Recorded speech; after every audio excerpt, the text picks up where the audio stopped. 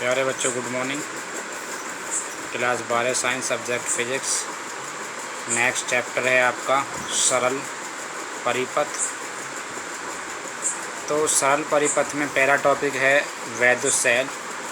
तो वैद्युत सेल एक ऐसी युक्ति होती है, एक ऐसा सिस्टम होता है जो रासायनिक ऊर्जा को वैद्युत ऊर्जा में परिवर्तित कर किसी वैद्युत परिपथ के सिरों पर विभवांतर को स्थिर बनाए रखता है तथा धारा के प्रवाह को निरंतर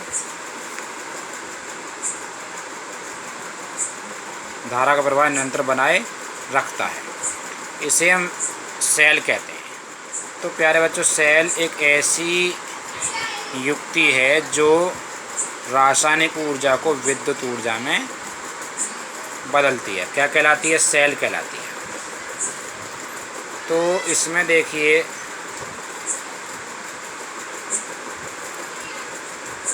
अब सेल के प्रकार, सेल मुख्यतः दो प्रकार के होते हैं। नंबर एक तो होता है प्राथमिक सेल। प्राथमिक सेल वो होते हैं जैसे वोल्टीय सेल है, डैनियल सेल, लैग्रांज सेल, जिन्हें पुनः आवेशित नहीं किया जा सकता। इन सेलों को हम क्या कर सकते हैं? पुनः आवेशित नहीं कर सकते। अगर एक बार डैमेज हो गया तो फिर डैमेज हो जाएगा, उसको दोबारा हम चार्ज नहीं कर सकते।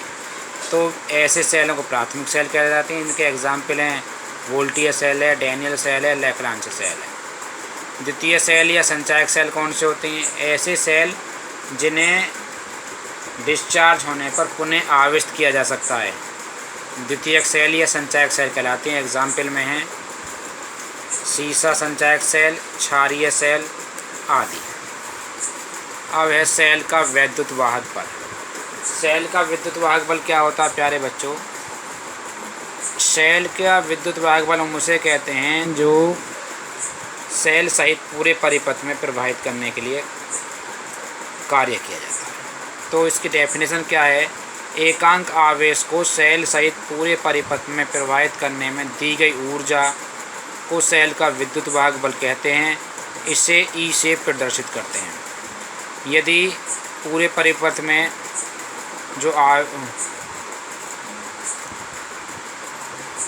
यदि देखिए जो कार्य है, जो दी गई ऊर्जा है वो W हो, तो सेल का विद्युत वाहक बल हो जाएगा E बराबर W/Q।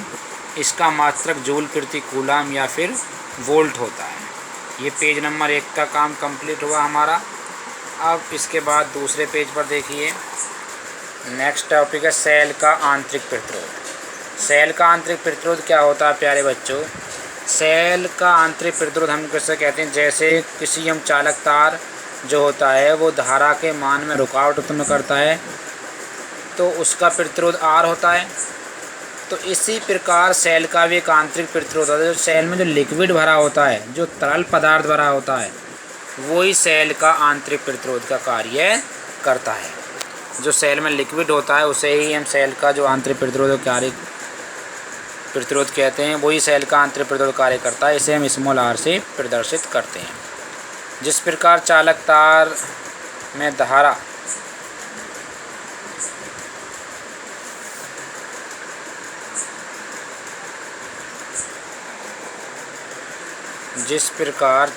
तार में धारा के प्रवाह के मार्ग में अवरोध लगता है, ठीक उसी प्रकार सेल के अंदर वैद्युत अपघट्य जो पदार्थ होते हैं आंतरिक प्रतिरोध का कार्य करते हैं। इसे हम स्मॉल r से प्रदर्शित करते हैं। इसका मात्रक भी ओम ही होता है। तो सेल का जो आंतरिक प्रतिरोध होता है वो R होता है। जैसे सेल लगा हुआ है, इसका जो आंतरिक प्रतिरोध है वो R है। अब है टर्मिनल विभवांतर। टर्मिनल विभवांतर क्या होता है? एकांक आवेश को सेल के एक टर्मिनल से दूसरे टर्मिनल तक बाह्य परिपथ में एक बार प्रवाहित करने में सेल द्वारा दी गई ऊर्जा ही सेल का टर्मिनल विभवांतर कहलाता है। इसे हम V से प्रदर्शित करते हैं। V बड़ा होता है W/Q। यदि